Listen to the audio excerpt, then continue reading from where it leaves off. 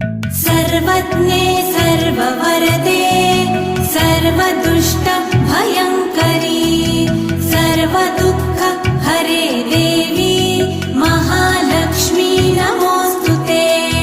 सिद्धिबुद्धिप्रदे देवी भुक्तिमुक्तिप्रदायिनी मन्त्रमूर्ते सदा देवी महालक्ष्मी नमोऽस्तुते। महादेव्यै च विद्महे विष्णुपत्न्यै